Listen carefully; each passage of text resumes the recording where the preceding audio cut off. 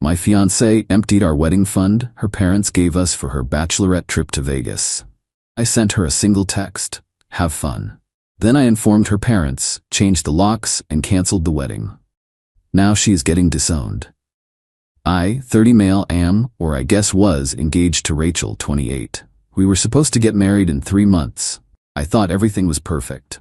We've been together for 4 years, living together for 2. Her parents, Alexander and Catherine, are genuinely wonderful people. Salt of the earth. They were so happy for us that they gave us an incredibly generous gift. $40,000 to fund the entire wedding. Their only condition was that we use it responsibly to build a beautiful day and not go into debt. To keep things clean and trackable, we put the money into a new high-yield savings account. Since my credit union offered a better rate, the account was in my name, but she had a debit card linked to it specifically for wedding deposits. We'd sit down together, agree on a vendor, and she'd make the payment. It was a system built on trust. This morning I woke up at 6 a.m. to a string of emails from my credit union. Large transaction notification. My stomach lurched. The first one I opened was a charge for $18,500. Vendor, the Bellagio, Las Vegas. My mind couldn't process it. I thought it had to be fraud. I scrambled to log in to my banking app, my hands shaking so badly I messed up my password twice. When I finally got in, the world tilted. The balance was $15.72. It wasn't just one charge, it was a massacre. A series of large pending transactions had hit overnight. $18,500, the Bellagio Hotel and Casino, posted 2 days ago, likely for a suite. $8,200, Wynn Nightlife, posted yesterday, VIP table service. $7,850, Chanel, posted yesterday. $4,300, Louis Vuitton, posted yesterday. A series of smaller charges for restaurants and bars. And one final one, a $500 cash withdrawal from a casino ATM. A total of $39,950 was gone or pending, stolen.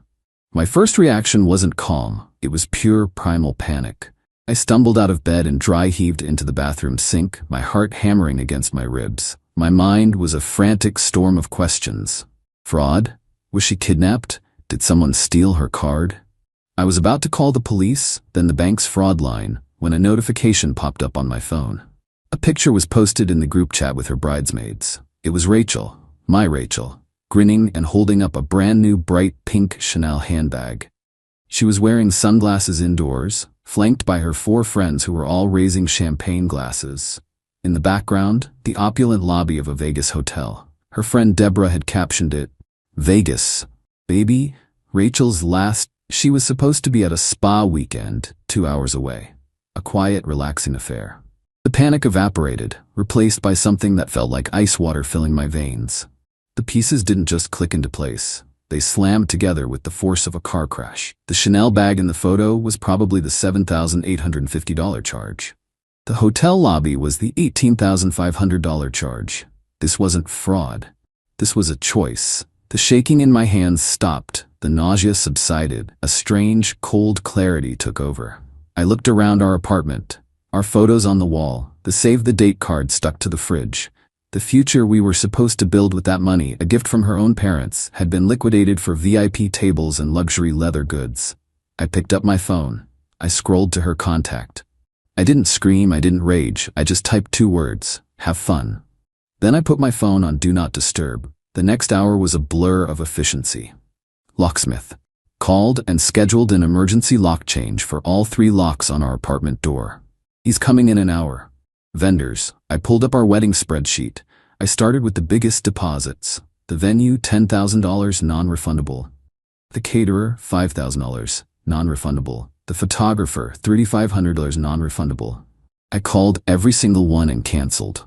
I ate the cost of the deposits we'd already paid from our personal savings. It was a sickening blow, but it was final. The parents. This was the hardest call. I dialed Catherine's number. She answered cheerfully. "Patrick, how are my favorite lovebirds?" I took a deep breath. "Catherine, I have to tell you something, and there's no easy way to say it." I explained it all, calmly, factually. I told her about the bank account, the charges, the Vegas picture. I could hear Alexander get on the extension. There was a long, stunned silence. "Are you sure?" Catherine finally whispered. "Maybe her card was cloned?" The photo shows her holding a new Chanel bag, Catherine, I said, my voice flat. It was posted by her friend an hour ago. I heard a sharp intake of breath. Alexander's voice came on the line, low and tight. Patrick, let us talk to her. We'll call you back. Just sit tight. Don't do anything rash. I told them it was too late, that I'd already started canceling the wedding. There was another heavy silence. I understand, Alexander said finally. We are so sorry. We'll handle this.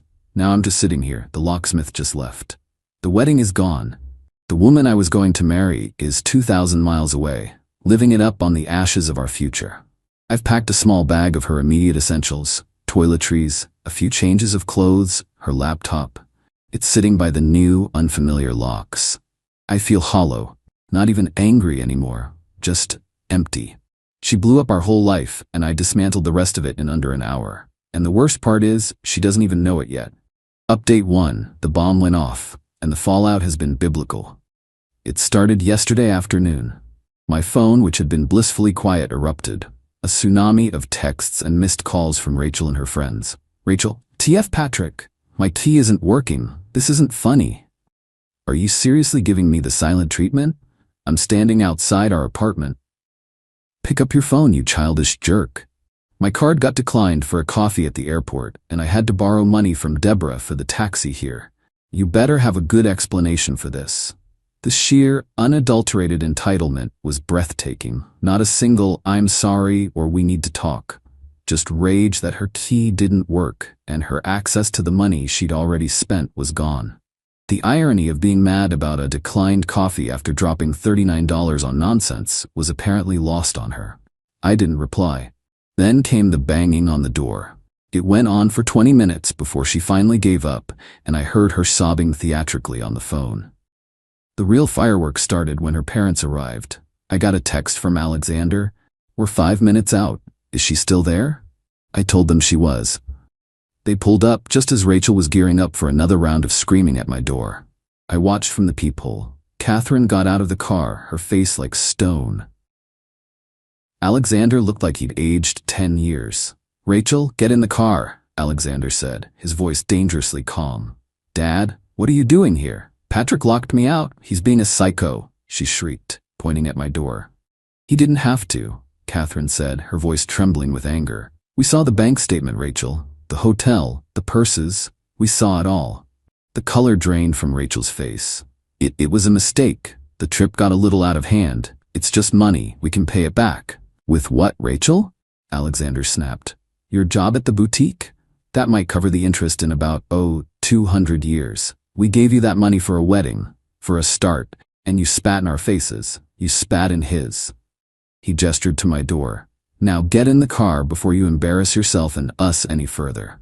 She got in the car. It was the first time I'd ever seen her look truly small. About an hour later, Alexander called me. He apologized profusely. He said Rachel's story was that she deserved a nice trip and that everyone does it. She genuinely believed that she was entitled to the money and that I and they were overreacting. He told me they had laid out the terms. She is to move into their basement. She will get a second job. Every single penny she earns that isn't for bare necessities will go to them until the $40,000 repaid. They've taken her car keys and her credit cards. Then came the smear campaign, led by Deborah. A long, vague Instagram story about escaping a controlling relationship and how sometimes you need to celebrate your freedom even if small-minded people don't get it. My DMs became a cesspool of their friends calling me every name in the book. It's weird. It doesn't even bother me. I spent today boxing up the rest of her things. Every item was a ghost. The dress for the rehearsal dinner. The stupid Mrs. Adams mug. I didn't get sad. I just felt detached. I packed it all. 32 boxes. They are stacked against the wall. Alexander is coming with a U-Haul tomorrow. He told me on the phone, his voice heavy, Patrick, we will make this right with you on the deposits. I give you my word. It might take me a week or so to move things around, but you won't lose a penny because of what she did. I appreciated that more than an instant check. It felt real. Update 2. I thought the worst was over. I was wrong. The last 2 weeks have been an education in just how deep entitlement runs when it's enabled by a pack of fools. Alexander came for her things as planned. It was somber. Last week, a cashier's check for $18,500 arrived in the mail as promised. The memo line just said, "Our apologies." I thought that would be the end of it. Clean break. Then the dirty trick started. Rachel's first move, likely coached by Deborah, was to try and force her way back in. I got a knock on my door. It was a police officer. Rachel was standing behind him, trying to look like a damsel in distress. Her story was that I'd had a sudden, psychotic break, locked her out illegally, and she was scared for her property. My calm, methodical approach paid off. I invited the officer in. I showed him the lease, solely in my name. I showed him the bank statement, printed out, with the Vegas charges highlighted. I showed him the Instagram photo. The officer's face went from neutral to annoyed. He turned to Rachel. "Ma'am, this is a domestic dispute, not an illegal eviction. You need to handle this through civil channels." Her face crumpled. The performance was over. When that failed, they got a lawyer. Or rather, Deborah's father, who is a lawyer. I received a formal, threatening letter. It was craftier than I expected. It didn't mention the AITA furniture. It claimed that because we were engaged and cohabitating for 2 years, a domestic partnership had been formed. It alleged that I had summarily and cruelly ended the relationship, causing her significant emotional and financial distress. It demanded a one-time settlement of $50,000 for her to re-establish her life, and in consideration for the emotional damages incurred. It was a naked cash grab disguised in legalese. This was her checkmate, she thought.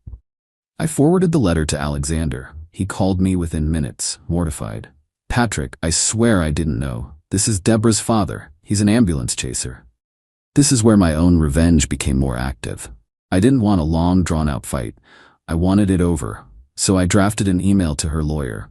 It was polite, professional, and brutal. Subject: Demand letter on behalf of Rachel. Dear Mr. Laname, I am in receipt of your letter dated date. Your client's claim of a domestic partnership requiring a settlement is noted. However, it seems to omit several key facts. Attached you will find 1. A bank statement showing your client spending $39,950 from a wedding fund gifted by her parents on a non-sanctioned luxury trip. 2. A sworn affidavit from her parents, Alexander and Catherine, confirming the money was a gift for a wedding, that your client was not a contributor to the funds, and that they are holding her financially responsible for the full amount. 3. Screenshots of social media posts where your client and her friends brag about the extravagant spending. Your client's financial and emotional distress was not caused by me, but by the consequences of her own fraudulent actions. The only party who has incurred damages here is me, via the lost non-refundable deposits, for which her parents have graciously compensated me. Any attempt to pursue this frivolous claim will be met with a countersuit for harassment. Furthermore, I will file a formal complaint against you at the State Bar for knowingly supporting a meritless case built on a fraudulent premise. I am confident that a judge would be very interested to learn how you advised your client to proceed after being presented with this evidence. This matter is now closed, I CC'd Alexander. I haven't heard a single thing back. The silence is deafening. Final update. It's been half a year. I'm posting this one last time because people have been asking for a final resolution, and I think I finally have one. The legal threat worked. Alexander later told me he had a very direct conversation with Deborah's father, who subsequently dropped Rachel as a client, citing a conflict of interest. The matter was closed. Life returned to a strange new normal. The apartment felt huge and quiet for a while. I sold the couch we bought together and got a new one. It felt symbolic. One by one, I erased the we and made the space mine again. I didn't hear from Rachel directly at all. My number is still blocked. The social media smear campaign died down when their attacks got no reaction. Apparently, it's not fun trying to burn down the life of someone who refuses to acknowledge the fire. I got the full story in bits and pieces from Alexander, who still calls once a month to check in. Rachel's last ride was an implosion of epic proportions. The friendship with Deborah ended in a screaming match over who was to blame. Rachel's parents held firm. She lasted 2 months in their basement before she couldn't stand the rules. No car, a strict budget, a second job at a diner, and stormed out. She's now living with 2 roommates in a cramped apartment an hour away. working as a waitress and, from what Alexander hears, drowning in credit card debt from trying to maintain a lifestyle she can't afford. She has made zero effort to pay her parents back. Their relationship is, in Alexander's words, non-existent. They haven't disowned her on paper, but they've emotionally disowned the person she became. It's a quiet, heartbreaking tragedy for them. And me, I'm doing okay. Better than okay. I took the $18,500 from Alexander and the money I'd saved for the honeymoon, and I went traveling by myself for 6 weeks. It was the reset I needed. It washed away the last of the bitterness. The real revenge, I've learned, isn't some grand, vindictive plot. It's just living well. It's my peace. It's my financial stability. It's the fact that my life moved forward while hers imploded under the weight of her own choices. I didn't have to ruin her. She did all the work herself. I did have one final surreal encounter. Last week I was at a coffee shop downtown, and she walked in. She didn't see me. She looked tired. The designer clothes were gone, replaced by a simple, worn-out jacket. She looked like just another person trying to get through her day. She ordered a black coffee and fumbled with crumpled bills from her pocket. She wasn't a monster. She wasn't a villain from a movie. She was just a woman who made a series of spectacularly selfish choices and was now living with the mundane, grinding consequences. I watched her for a moment, and instead of anger, I felt a faint, distant pity. Then I finished my coffee and walked out. I didn't look back. I still have one artifact from that whole mess. Tucked away in my filing cabinet is the original bank statement. It doesn't show simple cash withdrawals. It shows the $40,000 deposit from Alexander and Catherine, a beacon of hope. And right below it, the itemized list of luxuries. The Bellagio, Wynn Nightlife, Chanel, Louis Vuitton. It's a reminder that character is what you do when you think you have a consequence-free credit card. And a reminder that sometimes the most satisfying justice isn't a fiery explosion, but the cold, hard, silent math of a bank statement.